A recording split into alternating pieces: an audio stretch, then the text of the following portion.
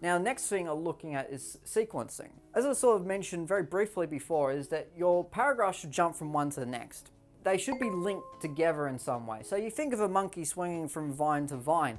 The next one is always in sight, and you don't completely jump from one area to another.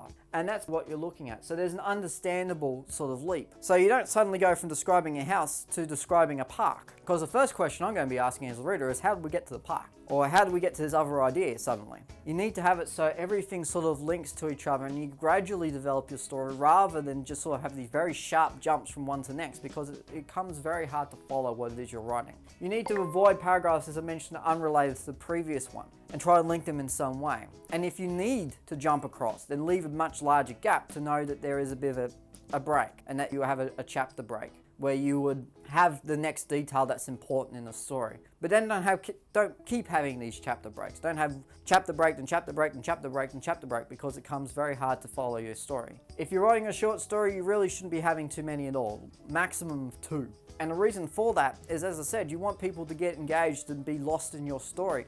If they're having to jump to new events all the time, again, you're trying to get them to keep up, and that's very hard to do. So that's really important right there.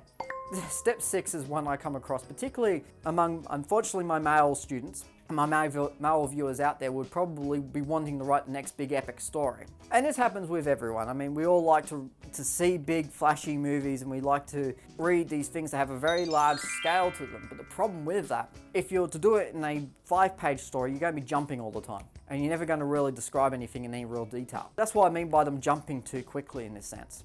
If you've got this big, gigantic story and you're trying to tell it in 5 pages, you're not going to do it. It's just impossible. And by impossible, I don't mean that it's a nice challenge. I mean it's impossible because you're not going to give it justice it deserves. You're going to leave a lot of details out. You're not going to show that you can develop your writing very well, and you're certainly not going to get into anything meaningful or higher order or anything else like that. You're going to be trying to write very, very short lines which don't really give the detail you need.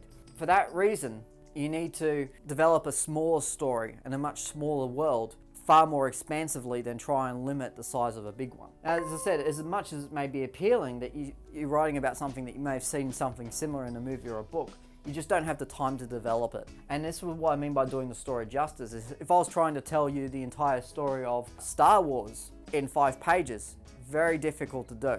I could do it, but it would just sound like a summary and not a story.